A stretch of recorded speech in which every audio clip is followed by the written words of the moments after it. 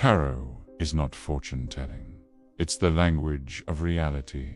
If you think tarot is about predicting events, you're already looking in the wrong direction. Tarot doesn't tell you what will happen. It reveals what is happening underneath everything you think you see. Most people ask tarot childish questions. Will I succeed? Will they come back? Is this the right choice? But tarot doesn't answer questions like a servant. It answers like a mirror, and most people don't like what they see. Tarot is not a game. It is not superstition, and it is definitely not comfort. Tarot is a symbolic operating system, a language that describes how consciousness moves, how will turns into action, and how chaos crystallizes into form. If you don't understand the symbols, they don't disappear. They simply operate unconsciously. Every civilization that reached a certain depth discovered the same truth. Reality doesn't speak in words.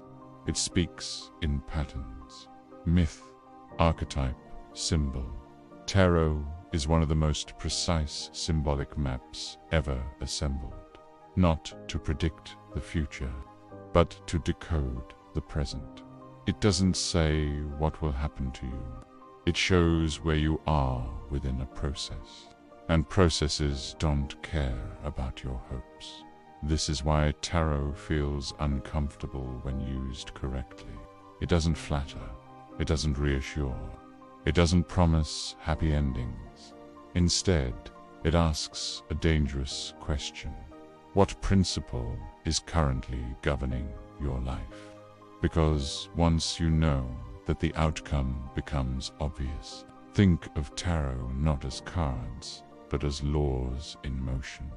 Each card is not an event, it's a force. The Tower is not something bad happening. It is the inevitable collapse of false structure. Death is not loss. It is transformation that refuses negotiation. The Magus is not talent. It is focused will, or the lack of it. Tarot doesn't judge. It diagnoses. This is why people misuse tarot. Because true tarot removes excuses. You can't hide behind circumstances. You can't blame fate. You can't pretend you're powerless. Tarot exposes the mechanics behind your experience, and suddenly responsibility appears. And responsibility is heavier than mystery. When you lay out the cards, you're not summoning information from the outside. You're revealing an internal structure. A spread is not random. It's a snapshot of consciousness interacting with reality in that exact moment. This is why experienced readers don't ask questions like beginners do. They ask, where is the blockage? Where is the contradiction? Which force is being denied?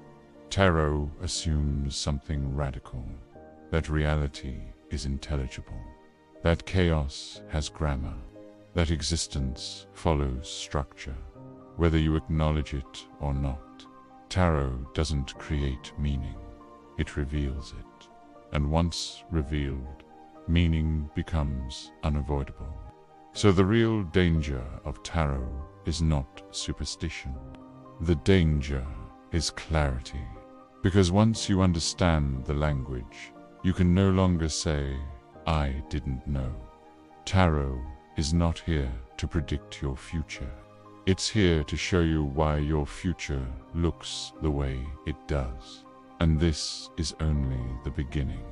You are not your personality. You are not your story. You are a structure of forces. In reality, it describes states of consciousness. Each card represents a mode of awareness, how perception is organized, how your will is expressed, how energy flows or stagnates. When a card appears in a reading, it doesn't mean something is about to happen to you. It means something is already active within you. Tarot doesn't move forward in time. It moves inward into the landscape of your mind. This is exactly why two people can draw the very same card and experience completely different outcomes. Because the card itself isn't the cause. The card is the lens through which you are viewing your reality. Tarot shows how your reality is being interpreted, and it's your interpretation that determines your actions. If you change your internal state, your behavior changes automatically.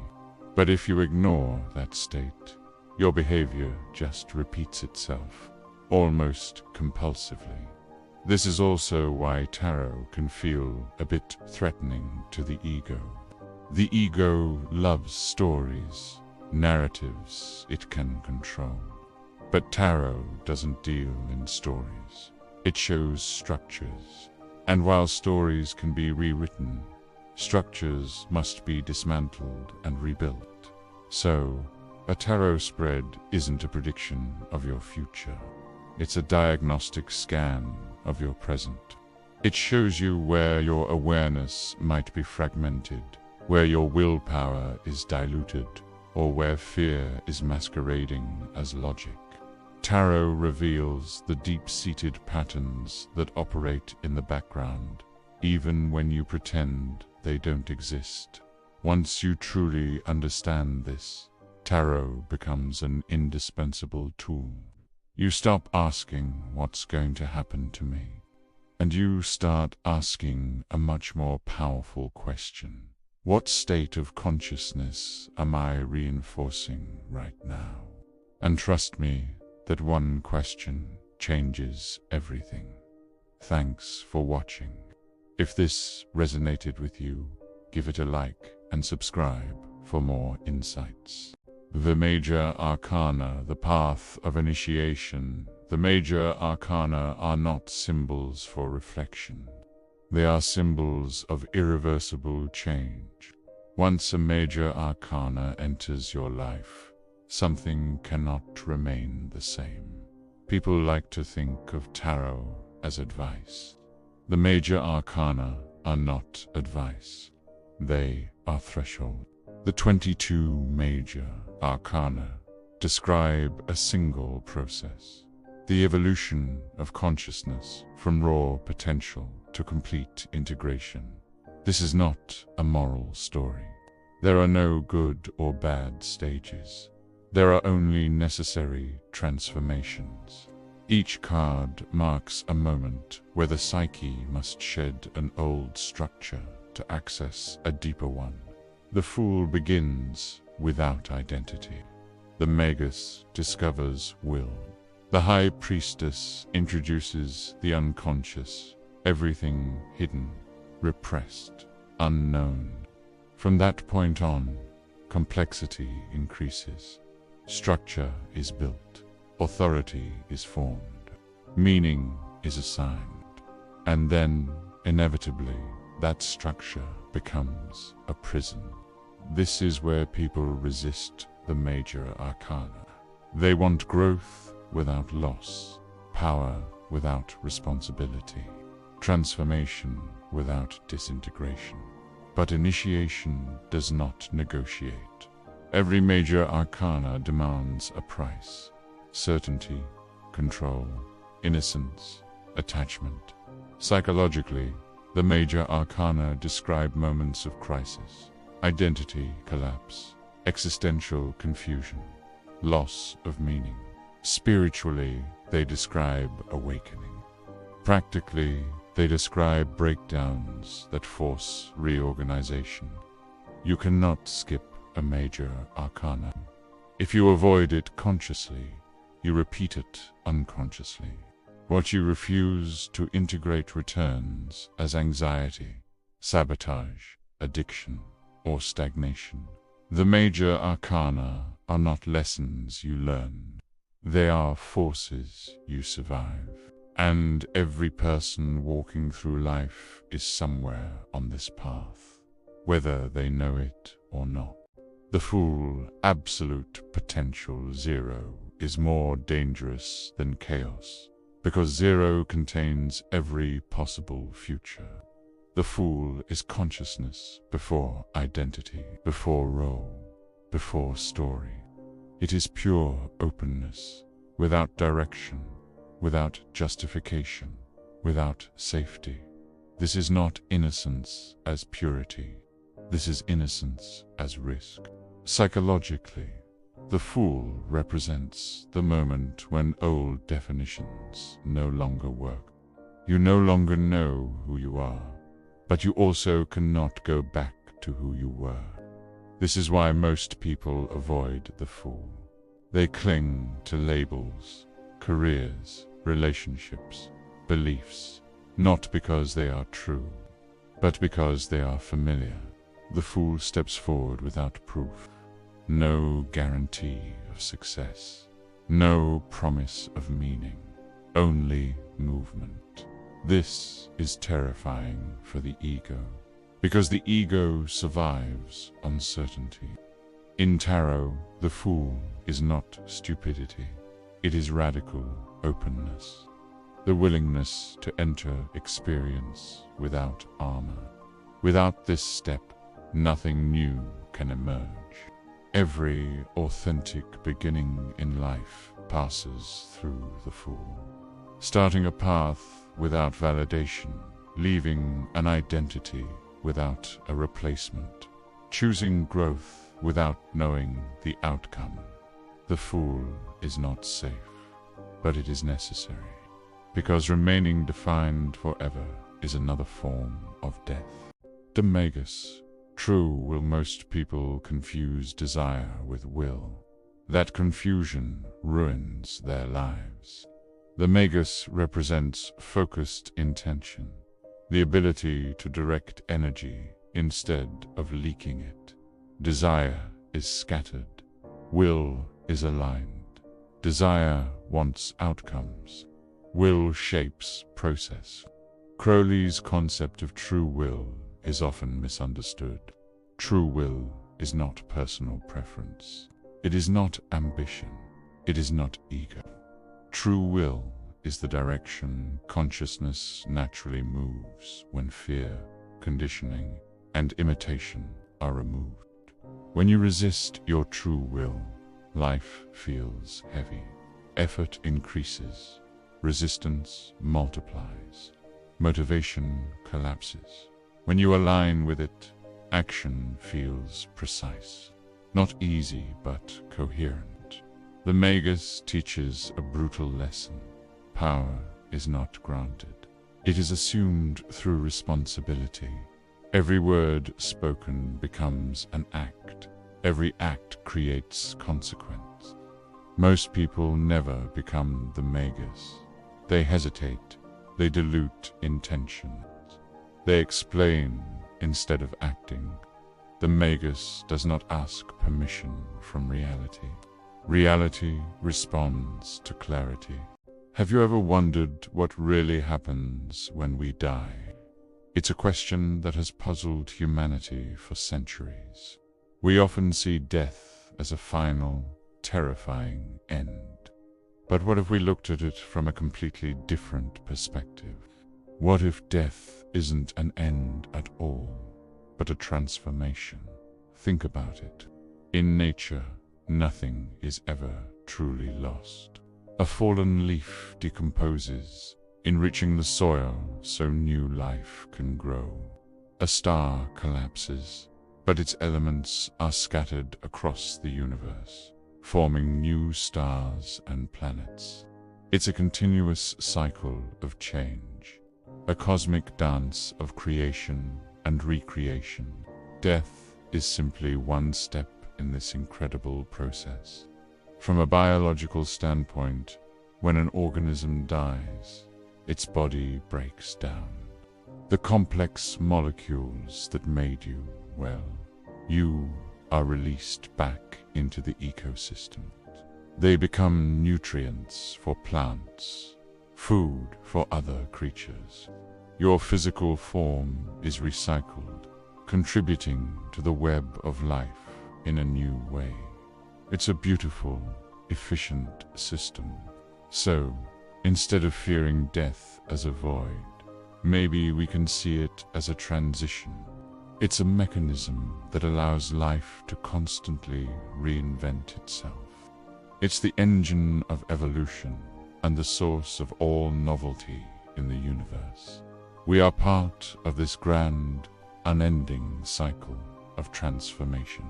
It's not about an ending, but about becoming part of something new, something larger. This perspective doesn't take away the sadness of losing someone we love, but it can offer a sense of peace and connection. It reminds us that we are all part of a story that is much bigger than our individual lives. What do you think? Does seeing death as a transformation change how you feel about it? Let me know in the comments below. Thanks for watching, and don't forget to subscribe for more thought-provoking ideas. The minor arcana, the physics of reality, spiritual insight means nothing if it collapses under real-world pressure. The minor arcana are where tarot stops being philosophical and becomes operational. They describe how abstract principles behave when forced into daily life. Ideas are cheap, execution is not. Each suit represents a fundamental dimension of experience. Wands, energy, initiative, direction. Cups, emotion, bonding, subjective meaning. Swords, thought, conflict, interpretation. Discs, matter, time, consequence. Every human action is a combination of these four forces. Most failures do not happen at the level of intention. They happen at the level of imbalance. Too much thinking, not enough action. Too much feeling, no structure. Too much ambition, no grounding. The minor arcana reveal where reality breaks down. This is why people avoid them. They are not mystical enough. They are not flattering. They show bad habits, poor timing, emotional immaturity, scattered energy. They expose the boring reasons dreams fail. The minor arcana are mercilessly practical. They don't care what you believe. They respond to what you repeat. Reality is built on repetition, not inspiration. If the major arcana show where you are going, the minor arcana show why you're stuck. The tree of life, the structure behind tarot without structure. Symbolism becomes decoration. Crowley's tarot is inseparable from the tree of life, not as spirituality, but as architecture of consciousness. 10 spheres, 22 paths. This is not poetry, it is mapping. Each sphere represents a state of awareness, from raw instinct to integrated understanding. Each path represents a transition between those states. Consciousness does not jump randomly. It develops sequentially. This is where tarot becomes precise. A card does not simply mean something. It occupies a specific position in the system. It shows where awareness is coming from and where it is trying to move. Without the tree of life, tarot becomes vague intuition. With it, tarot becomes structural diagnosis. You see not just what is happening, but why it must happen this way. The tree of life removes fantasy. It replaces belief with mechanics. This is why Crowley insisted tarot is not mystical art, but symbolic engineering. Have you ever heard someone say that tarot cards are dangerous? Well, They're not wrong, but maybe not for the reasons you think. Tarot doesn't hurt you. What it does is strip away the comfortable lies you've been telling yourself, the ones that were acting as a shield. The real danger of tarot is that it shatters self-deception. It holds up a mirror to the contradictions in your life. You know that gap between what you say you want and what you actually do, or the space between the values you claim to have and your real-life actions. It shows you the difference between who you think you are and who you really are. Most of us aren't actually afraid of the truth itself. What we fear are the consequences of seeing that truth with absolute clarity.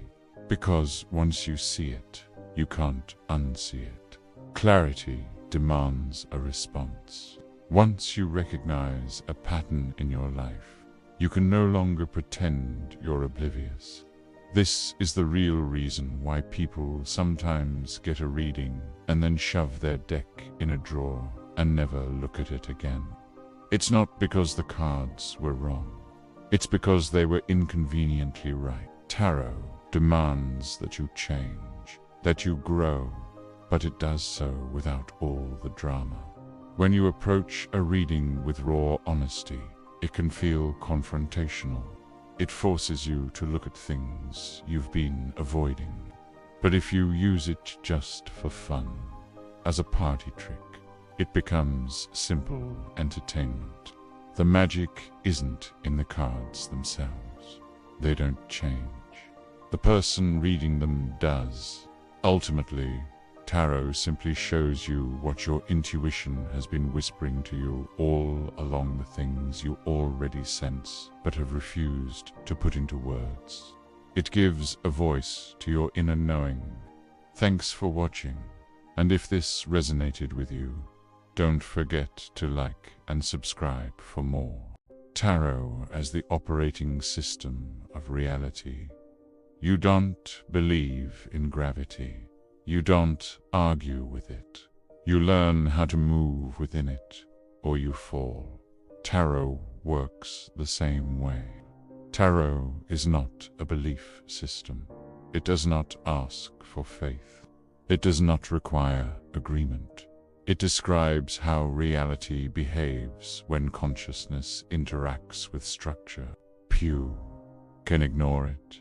You can deny it. But you cannot escape its consequences. Most people treat tarot as symbolism. Crowley treated it as functionality. Not what does this mean, but what does this do?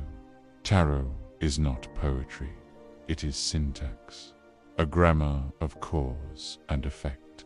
Every card represents a principle in operation, not personality traits. Not moods, not fortune, principles, forces that act whether you name them or not. The tower does not appear because something went wrong. It appears because something was false for too long. Death does not arrive because you failed. It arrives because continuation became impossible. The devil does not represent evil. It represents unconscious attachment masquerading as choice. Tarot does not moralize. It mechanizes. It shows how structures collapse when overloaded, how systems destabilize when imbalanced, how identities fracture when they exceed their lifespan. This is why tarot feels cold to people who want comfort, because it does not care about intention. It responds to alignment. Reality does not reward good ideas. It rewards coherent structure. Once you understand tarot this way, your questions change. You stop asking, why is this happening to me?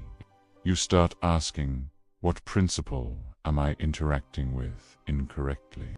At this point, tarot stops being mystical and becomes diagnostic, a scan of where energy flows freely and where it meets resistance. where awareness is integrated and where it fragments. This is the moment where tarot becomes irreversible. Because once you see patterns, you cannot unsee them. You notice repetition everywhere.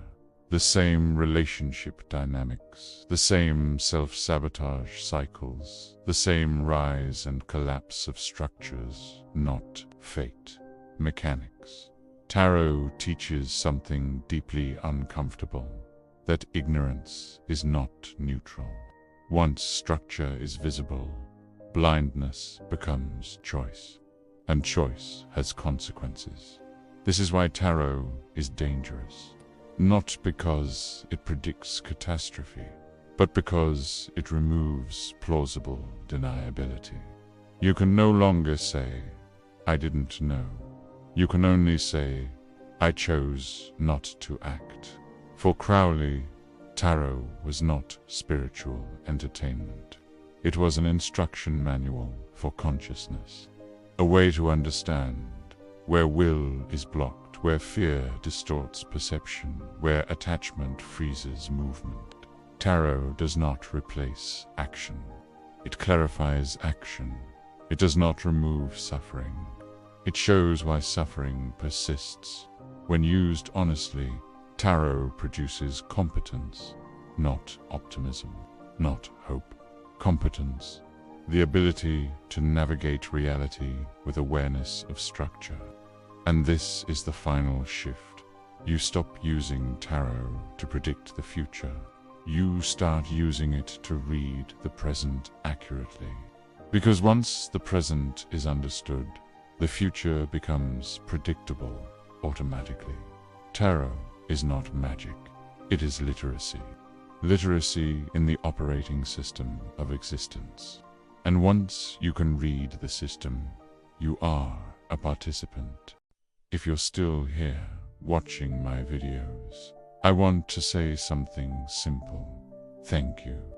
In a world of endless noise and distractions, the fact that you choose to spend your time here means more than you can imagine.